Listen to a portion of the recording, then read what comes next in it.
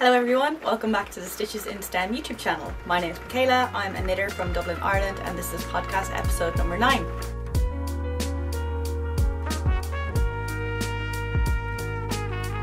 First off, I just want to say a huge thank you for all the support on my last video.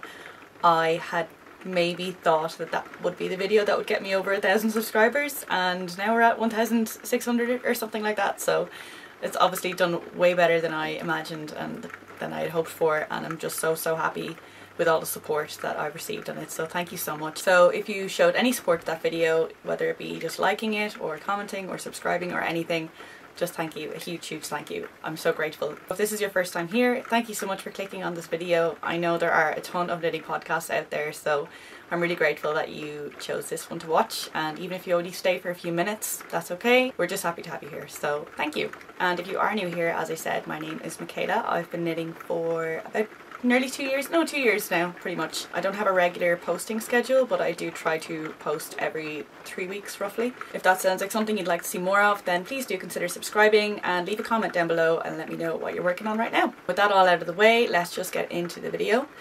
First, I'll briefly just talk about what I'm wearing, but this is not a finished object for this episode. It's just something I finished last year actually, but it's my coziest jumper that I own, and it's the Harlow v-neck by Cadre. I knit this in Durera Natura Ulysse in the colour Pauve Blanc and Majo Garn Pearl Mohair. I can't remember the colour name, but I will link the project page down below in the description box if you want to go check it out, and you can find out all the details there. I will just say that I love this jumper. It's probably my favourite thing I've ever knit. I've gotten so much wear out of it. And now I guess we'll move on to finished objects, and I actually only have one for this episode, and it's the Cami number 7 by My Favourite Things Knitwear.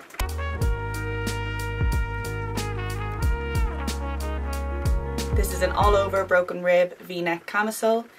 I knit mine in Cotton Kings 8/4 soft print in the colour Dusty Rose on 3mm needles, and the yarn is actually discontinued, so unfortunately if you are interested in getting some for yourself, you won't be able to.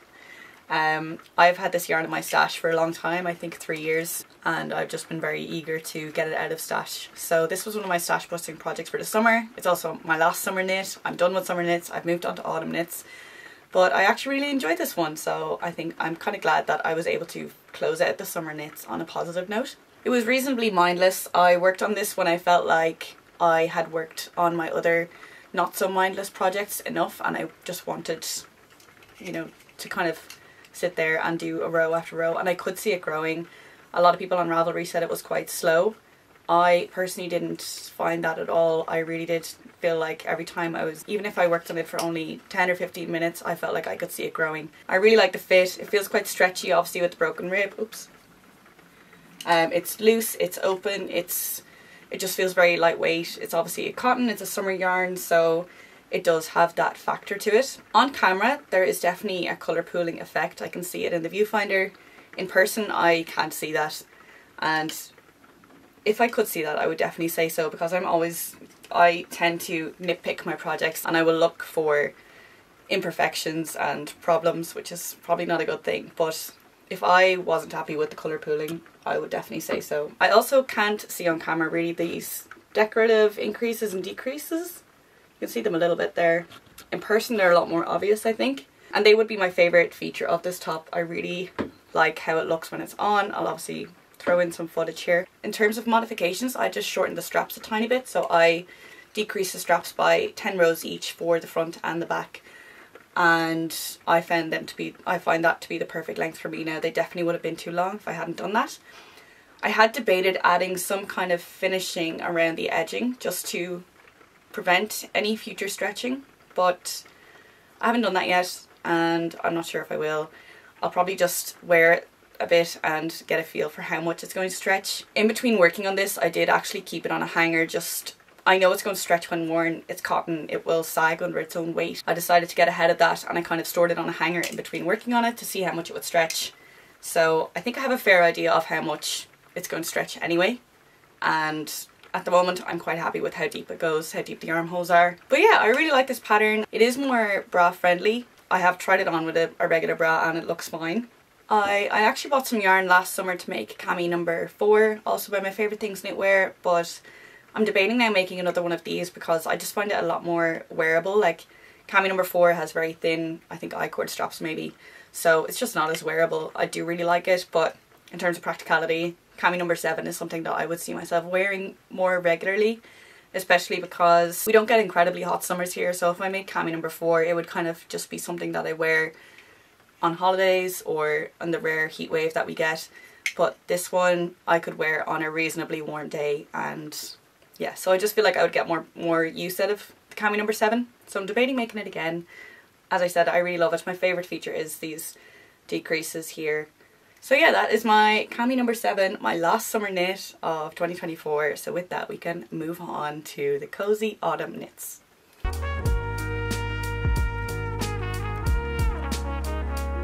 Moving on to whips, my first whip is my Sweet Shop blanket, which is a pattern by Laura Penrose. The yarn that I'm using is the Olivia and Oliver Fibres Advent Calendar from 2023.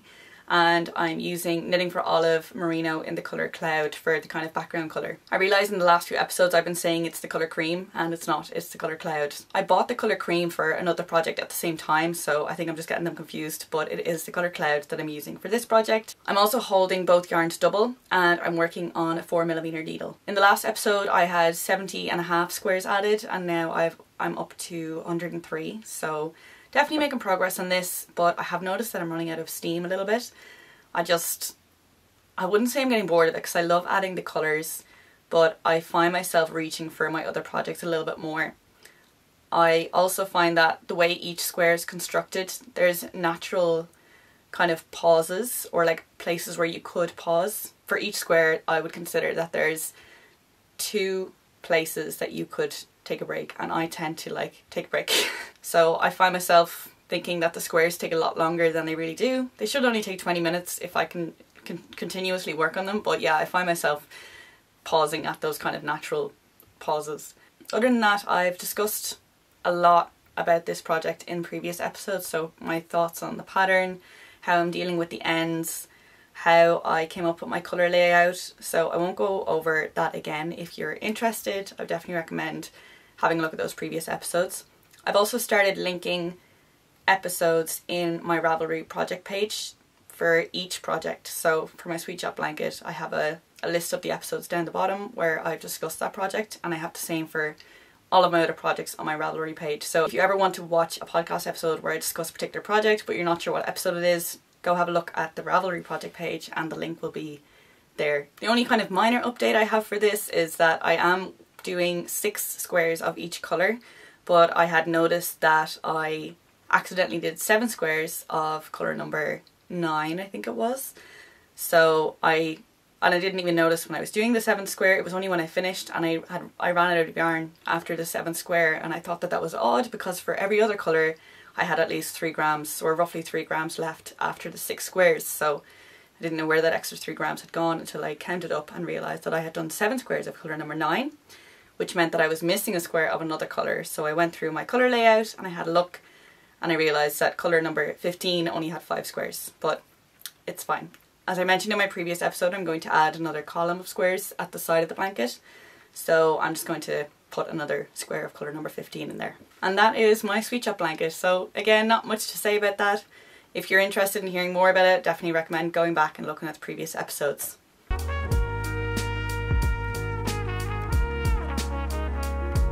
And now on to my current favourite project, which is my Rivendell Cardigan by Sari Nordland. If you watched previous episodes, you'll know that I've been making a few modifications to this.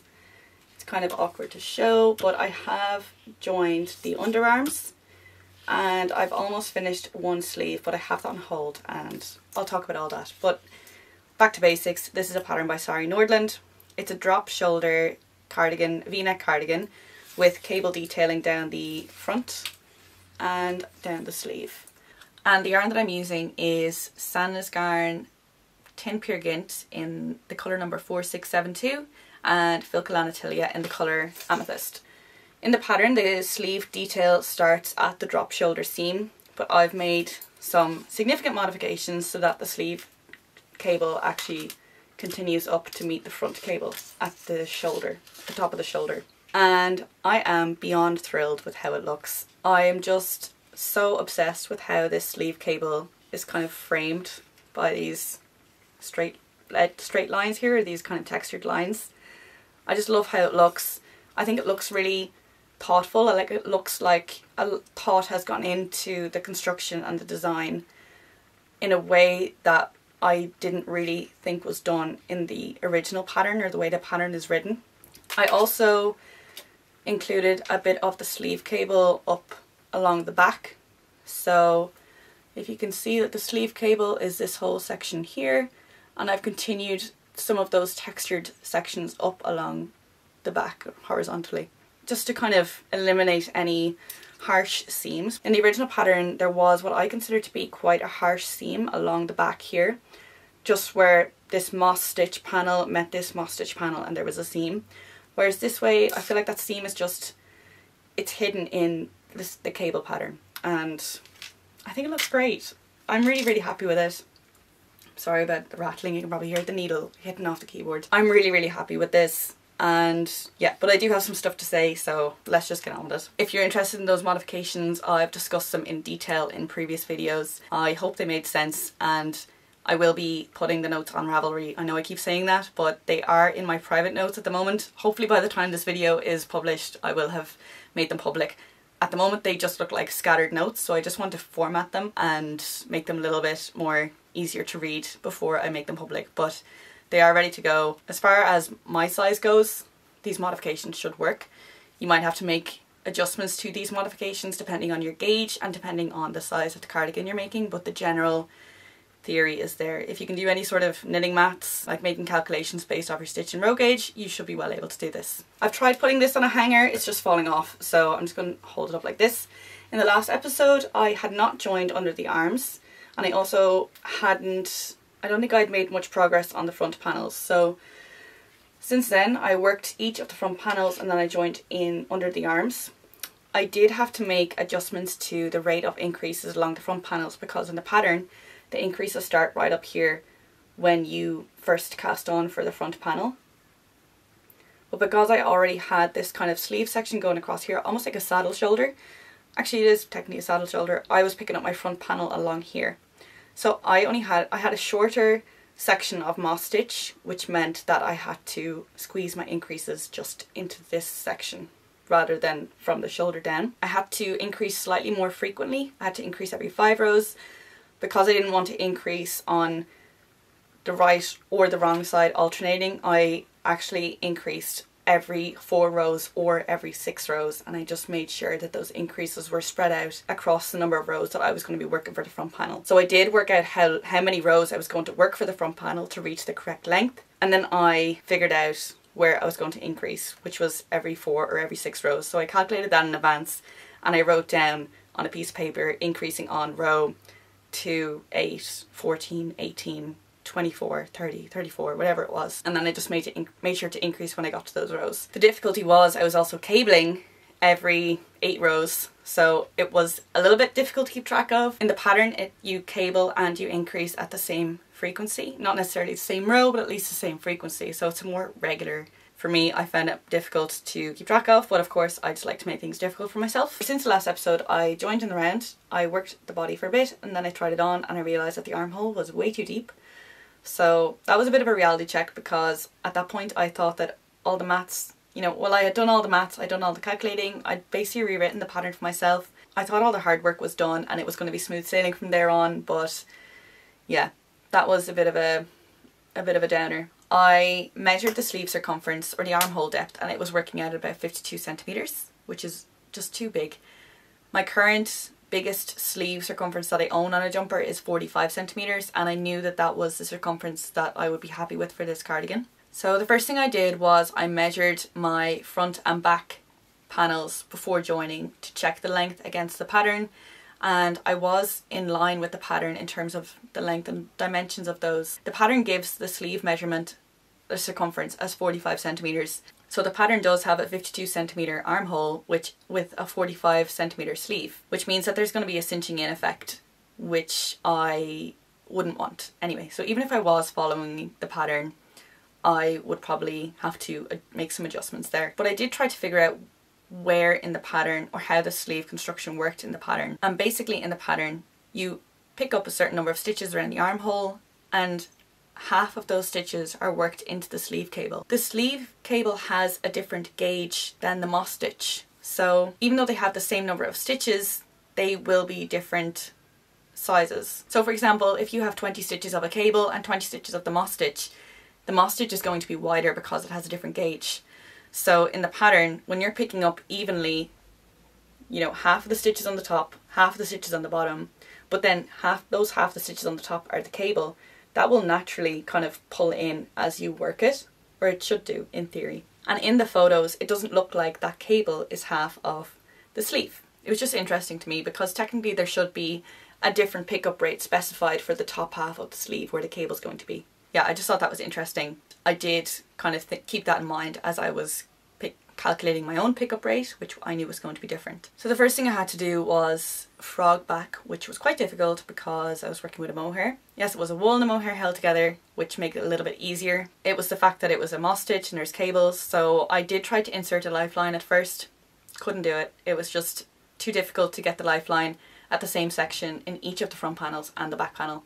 So I did one front panel, a lifeline, and it just took me way too long, so I figured I would just rip out the yarn, and as I approached the point where I was going to rejoin the front and the back panels, I just went really slowly and I used my needle to pick up each stitch as they came loose. I had to frog back 30 rows, which was a lot. It was very heartbreaking, but it was fine. Then I rejoined under the arms and I had to calculate, as I said, a new pickup rate. First of all, I knew I was going to be picking up every stitch along this sleeve cable. Technically not really like picking up because the stitches were live. With this technically a saddle shoulder construction, these stitches were all live. Let me just find where they were. Yeah. So I picked up along here, I had the stitches held on a lifeline, and I knit all of those stitches. I then had to calculate a pickup rate for the rest of the sleeve. So I just did that using my stitch and row gauge. My stitch gauge was 18 stitches and the row gauge was 33 rows, I think. So roughly 1 and 2. So I picked up roughly 1 and 2 stitches around the armhole, and then I began working the sleeve. I followed the decreases according to the pattern. Those are all the stitch markers there.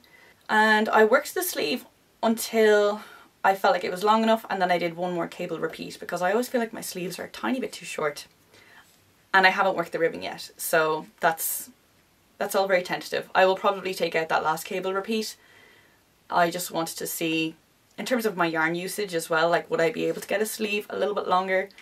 Would I need a sleeve a little bit longer? Especially because I'm going to be adding a double knit button band. I don't know how that's going to affect the sleeve length, so I just figured I would add another cable repeat and I can rip it out if I need to. So that's why I haven't done the ribbing on this sleeve yet. It's not finished. Yarn is still attached, but it's going to stay that way until I've made a lot more progress on the body, maybe until I finish the button band as well, because the next roadblock is that I'm worried about yarn chicken. So I need roughly 1 ball for the sleeve, max 1 ball, possibly less. I haven't really done an exact calculation, but I know it's 1 ball or just slightly less. And I have 3 balls left. So I have 1 ball for the other sleeve. I have not worked a double knit button band before, but having read other people's project pages, not just from this cardigan but from other cardigans that have double knit button bands, I figure I will need about 45 grams for the double knit button band.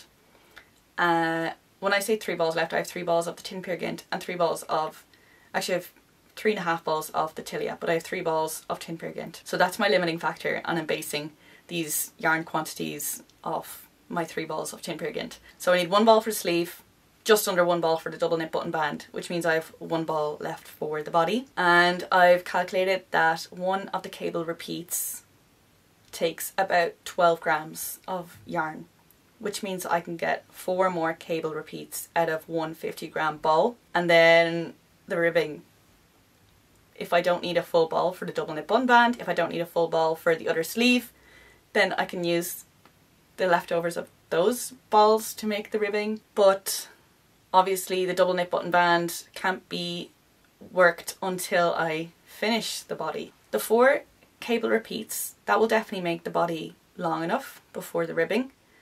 I've tried it on. I'm quite happy with just adding 4 more cable repeats and then working the ribbing. So I'm not really sure what my plan should be.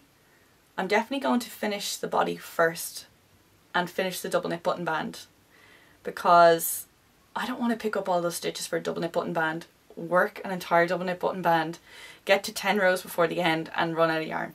That's a nightmare. In that case, I definitely would just order another ball of yarn rather than ripping back and making the body shorter. I would like to do that first and then work the other sleeve. Depending on how much yarn I need for the other sleeve, I might just take a little bit off the first sleeve if it's not going to make them too short. If that will make them too short, then I will probably order another ball of the Tin Peer Gynt. I definitely think I have enough of the Tilia. I definitely think I have enough of that. I don't mind buying another ball. The frustrating thing for me is that these yarns aren't available in Ireland, so I have to order online from you know, a shop in continental Europe, and the shipping's always like €15 for a €6 ball of yarn, which just seems like a waste. So hopefully by the next episode it will be a bit clearer. I actually only just calculated the amount of yarn required for 1 cable repeat of the body just before I started recording this, so it's all very fresh in my head and I haven't really thought about it too much. So yeah, if anyone, I've never made a cardigan, I've never worked a double knit button band, so if anyone has any suggestions on how to handle yarn management or yarn chicken, I would love to hear them. If I was just making a jumper, I would make the sleeves as long as I need to, and then I would work the body for, you know, as long as I could. But obviously you can't do that with a double knit button band cardigan. So yeah, if anyone has any ideas or suggestions on how to handle yarn management or yarn chicken in that regard, please do leave them down below. I would really love to hear some thoughts on this. The other thing is that I did a mid-project block in this and I noticed that the cables stretch out, which causes, you know, it grows horizontally and it shrinks vertically. So that was without pinning. I could pin it and hopefully that would prevent any kind of shrinking vertically while still allowing the cables to, you know, stretch out the way they should.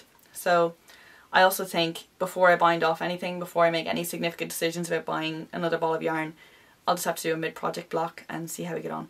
But that's fine, I don't mind doing that. I will just finish off this segment by saying that this is my favourite project that I have on my needles at the moment. I am really enjoying the cables. They're very simple, it's a very quick repeat, so I was kind of worried that I would get a bit bored of doing it, but I'm really not. I'm loving watching it grow. Because the repeat's quite short, I think that kind of stimulates me to keep going, so I finish 1 repeat at a time, so it's quite addictive in that way. So yeah, that is my Rivendell cardigan.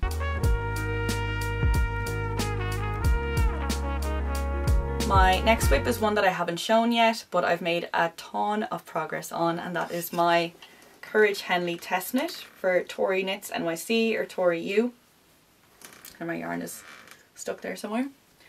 This is a saddle shoulder Henley, so it's got just the short little button band here on the collar, which I haven't sewn down yet, so it is flopping around a bit. But anyway, I hope we can kind of see what's going on there. I have finished 1 sleeve. I've bound off and everything, and I'm nearly finished the body. I think I only have a total of 4 or 5 inches left to do in the body, including the ribbing, so that's almost done. And I've also started the second sleeve, which is working up quite fast as well, so I'm really enjoying this. It's just going so fast. The yarn that I'm using is Knitting for Olive Heavy Merino in the colour Dark Ochre, and I'm working this on 4mm needles. The recommended needle size is 4.5mm needles, but I'm a bit of a loose knitter, so I went down to a 4mm. I don't want to say too much about this because it's a test knit and the pattern obviously isn't finished, so I don't want to say anything that will bias your decision on the pattern, considering it's not actually finalised yet. But I will talk about the yarn, which I am really enjoying. So as I said, it's Knitting for Olive Heavy Merino. I have done a mid-project block on this, and the difference before and after blocking is incredible. It's just so soft after blocking, very drapey. The test knitting experience has been fine. There's no Instagram group chat, it's all done on Google Docs. I personally am very indifferent to an Instagram group chat or the lack of an Instagram group chat, but if that's something that influences your decision on whether to apply for a test knit or not, that's just something to keep in mind. I think sometimes test knit group chats can get a bit out of hand and, you know, off topic, and I don't like getting a ton of notifications, so Sometimes I think it's just better to have a Google Docs, but at the same time, a group chat I think encourages more collaborative responses, whereas a Google Doc is like someone might leave a comment and people don't feel like they can respond to that. It's usually left up to the designer to respond. So that's just something to keep in mind, I suppose. So far there hasn't been any huge issues with the pattern, only kind of minor things that have been addressed. So I think it's going to be a good pattern when it's released, and I'm not sure when the release date is, but the deadline for the testnet is the 3rd of October. So I imagine a release will be shortly after that. I've been wanting to knit a Henley for a while. I was actually going to knit Tori's Highline Henley at some point, so it's just perfect that I got chosen for this. My original plan for this was to wear it just as a top, so you know, not as like a layering piece, not as a jumper, but with the worsted weight yarn I definitely think it'll be better as a jumper. It's got enough positive ease to allow for that as well, so that's good. But yeah, I'm really enjoying this. I wonder if I put this in a hanger. Okay, that is much better. So what I will talk about is the collar, because that's, I think it was a me problem. The pattern recommends going down 0.75 millimeters for the ribbing on the collar. I do not have a 3.25 millimeter needle, so initially I worked my collar on 3.5 millimeter needles. And you work the collar by picking up around the neck opening first, and you work ribbing back and forth, and then you bind off. Then you go back and you pick up along the side of the ribbing here and also down along here, and you work back and forth and ribbing there. First time I did it, I followed it exactly to pattern, and I actually got a lot of flaring in the ribbing, especially along the diagonal edge here and all along this section, the button band here. I also knew that the number of rows recommended in the pattern for me would be too long to sew down here. So I ripped it all out. I went down another size to a 3mm needle and I redid it all, but this time I actually did 2 less rows for the ribbing, for all ribbing sections. So I still ended on the correct side, but I had a slightly shorter ribbing. I was still getting a lot of flaring, and I also could tell that this ribbing section was too short, but this one was the perfect length.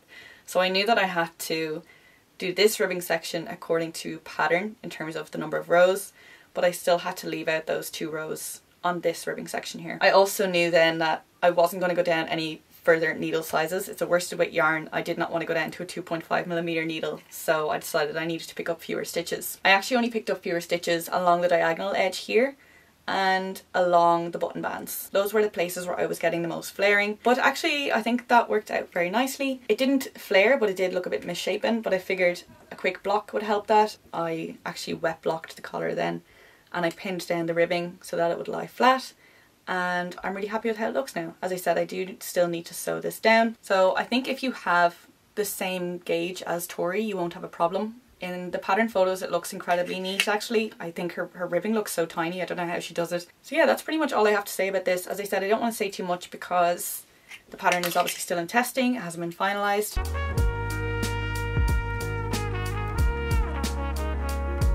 My final whip is quite minor, it's just a little sock, a vanilla sock. This yarn is Life in the Long Grass Fine Sock in the colour Jellyfish. I'm using 2mm needles, my short 9-inch needles. I've actually used this yarn before to make a full length pair of socks, and I have about 45 grams left. So I am making them toe up because I think I'll be able to get a short pair of socks out of the 45 grams, but I'm not sure how short. So they're toe up. I'm just going to work until I run out of yarn. So I used Judy's Magic Cast On. I increased for the toe. I usually do an anatomical toe, but for this one I kept it symmetrical. And I increased to 64 stitches. I worked 58 rows on the foot, and now I'm about to start increasing for the heel. I'm just going to do, I think I'm going to do a Fish Lips Kiss heel. These are for my mum, so I'm not sure, you know, about her perfect sock size or perfect sock fit, so I'm doing what I consider to be quite a universal fit, obviously with the symmetrical toe box, and I think a Fish Lips Kiss heel is quite universally well fitting. Heel flap and gusset is my preferred heel method, but I have not perfected a heel flap and gusset on a toe up sock. I'm not gonna do it on these. Once I figure out how tall I can make these socks with 45 grams, the next pair I'll do cuff down and I'll do heel flap and gusset on those. We have very similar foot sizes anyway, so I'm not too concerned. So yeah, not very exciting, but yeah, I probably will have these finished in the next episode because, as I said before, the socks tend to fly off my needles when I'm using the 9-inch circulars. That's all to say about those.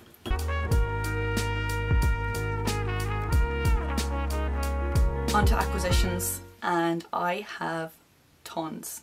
Like this has been such a yarn heavy month for me. I don't think I've ever had a month where I've taken in this much yarn before, so yeah, this is going to be a big acquisition section, and hardly any of this was planned. Only one of these yarn purchases was planned. Everything else was spontaneous, but I have a reason for all of it, so let's get started. Firstly, Eru Ireland reached out to me and asked if I would like some yarn for any of my upcoming projects, and I obviously said yes.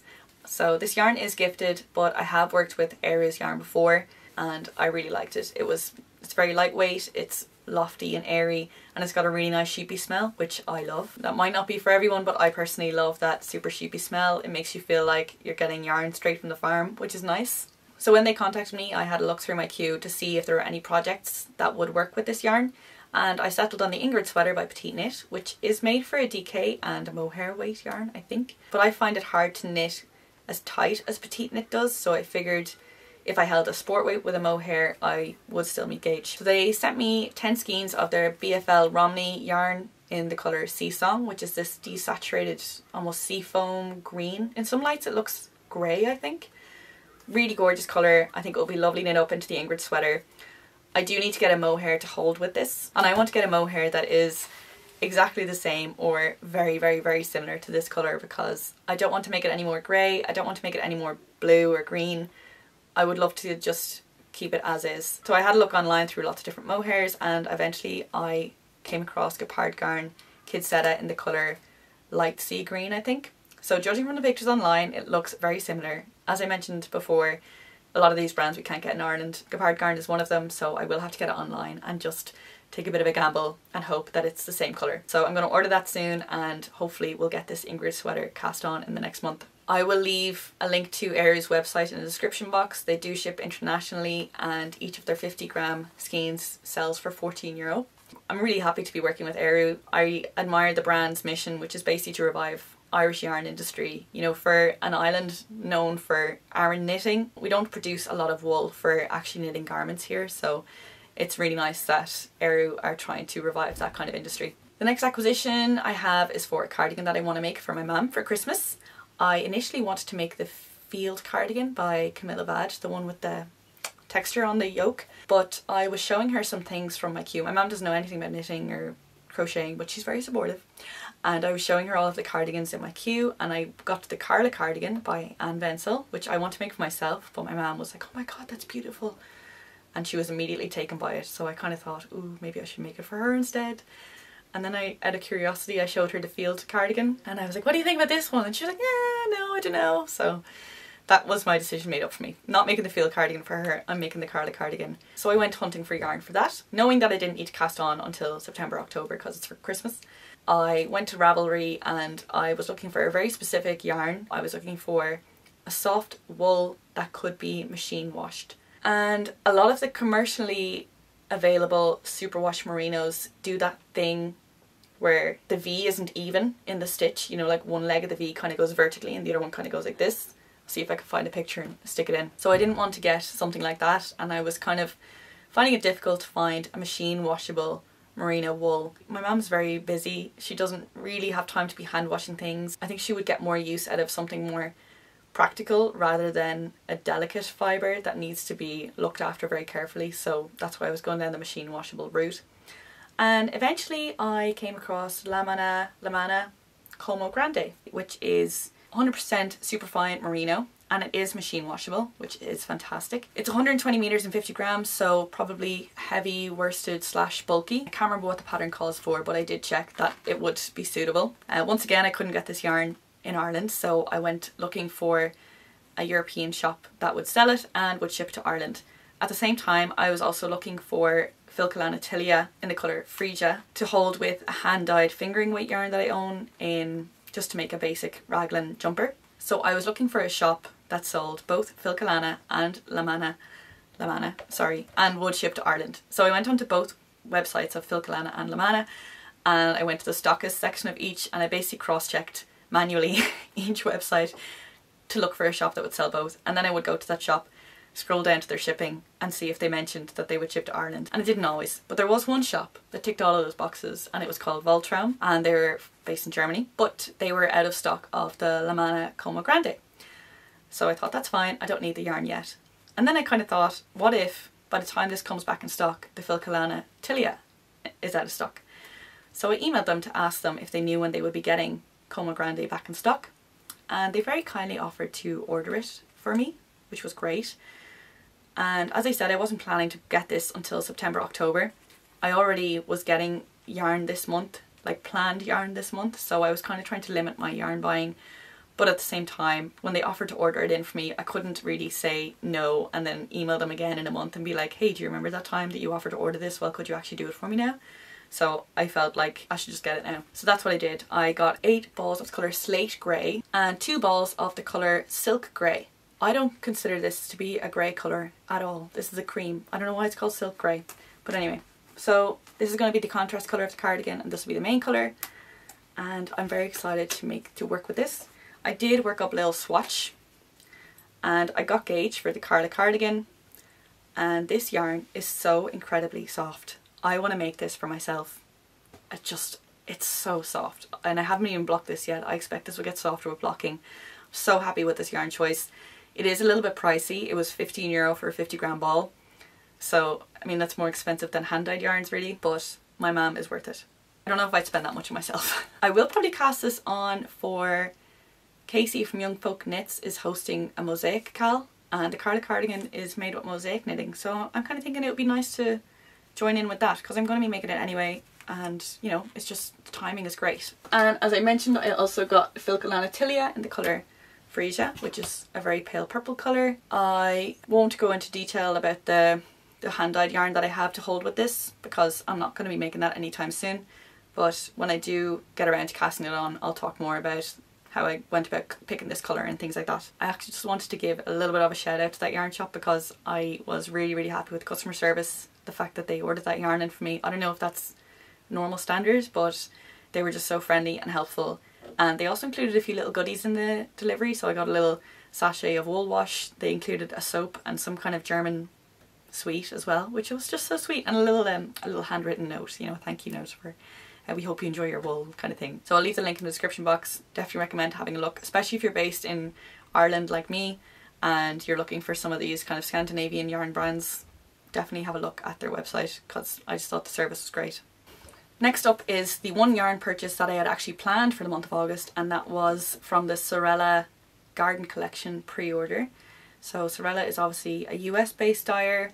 I never buy from US based hand dyers because of the shipping and the customs. However, I have a friend in Boston who offered to have it shipped to her, and when she was coming back to visit me, well, not visit me, she was coming back to Ireland to visit for a week, and she said she would bring it back with her then, so I thought that was perfect. Her trip back to Ireland was at the end of August, so I made sure that the pre-order turnaround time would be before then. It was actually perfect timing. I think it was delivered to my friend at the start of August, so it worked out really well. I ordered 4 skeins of the classic sock base, which is 100% superwash merino wool, and 3 skeins of the mohair base, which is 72% kid mohair, 28% silk. And these are both in the colour Limelight, which is a very pale, I would say it leans more green, or even like a lemon, very pale lemony kind of colour. And I want to hold these together to make a cardigan. I think the April cardigan by Petite Knit, but I would like to do a double knit button band instead of a ribbed button band. The only thing is that one skein was missing from my order, which was very sad. One skein of the merino fingering weight was missing, but I did email Sorella Yarn and they immediately put another one in the post, and it's on the way to me now. So great customer service, really happy with that. And finally, I was in Cork last weekend, down in the south of Ireland, which is the home of Hedgehog Fibres. So I decided to stop off at the studio and see if there was anything I'd like to pick up. I did intend to get like a skein of sock yarn, because I knew at this point I had gotten about 2 kilos of yarn just in the month of August, so I didn't want to get any more. They usually have a bunch of potluck skeins and things like that that you can't get on the website and that you can buy in the studio, so I just wanted to get something like that, you know, something unique that I wouldn't be able to get online. But they had a basket of 50% off yarn. If you say that you can go to Hedgehog Fibre Studio and walk away from a 50% off basket of yarn, you're lying. So I got a jumper quantity of their merino Aran base in, it's a potluck colour, but I did ask about it and they said it was meant to be the colour Sin, and it just didn't turn out like the colour Sin is supposed to turn out. However, on its own, it's a perfectly usable red merino Aran weight yarn. There are no issues with it, and it was 50% off, so it was like €14.50 for one of these, and I got 6 of them, I think. So I don't have any immediate plans for this. I would like it to just be a stockinette sweater, maybe with contiguous construction. For now, I'm kind of happy to just let it sit in my stash for a while. I might not even get to it until next year, because I basically have all of my knitting plans mapped out for the rest of the year, which is maybe a bit intense, I don't know, but that was my one bold purchase because it was completely spontaneous, and yeah, definitely pushed me over, way over my yarn buying cap for the month of August. But anyway, here we are. I think that's all my yarn for the year. Yes, you heard that right. I'm not going to buy any more yarn for the rest of the year. Oh wait, I do need to buy that mohair to go with the Aero yarn. But other than that, I'm not going to buy any more yarn for the rest of the year. If you follow me on Instagram, you'll see that I do these kind of stash updates every month. So how much yarn I got in, how much yarn I got rid of every month. And this month I obviously took in so much yarn. As I said, I got about 2.6 kilos, but I de-stashed a good bit of yarn. I actually gave some away to one of my friends in my knitting group. I gave away like I think that was 1.2 kilos, and then between all the yarn that I knitted up as well, I actually got rid of 2 kilos of yarn this month. So I'm not doing too bad. And in terms of my totals for the year so far, I have 3 grams more yarn in than yarn out. So that's actually not too bad at all. When I was getting all this yarn in the month of August, I was kind of panicking and being like, oh god, I won't be able to reach my goal of having more yarn out than yarn in this year. Like, this is way too much. But when I actually added it up and saw that I was only 3 grams behind, it's fine. So we have finally reached the end of the episode. Thank you so much for sticking around. I hope you enjoyed that acquisition section, because I was very excited to talk about all of that. I feel like each of those acquisitions had something unique about them. You know, the Aero yarn is obviously gifted, the Sorella yarn is from America, the Voltraum yarn I just thought the customer service was excellent, and then the Hedgehog Fibres was 50% off. So yeah, I think they were really nice acquisitions to add to my yarn stash. And sorry, my yarn is there, so I keep looking in that direction. So I hope you enjoyed seeing it, and of course if you like this video, please give it a thumbs up. Please leave a comment below, let me know what you're working on, or if you have any comments or questions about anything that I've mentioned today, feel free to ask them down below. And as always, thank you so much for watching, and I'll see you in the next one. Bye!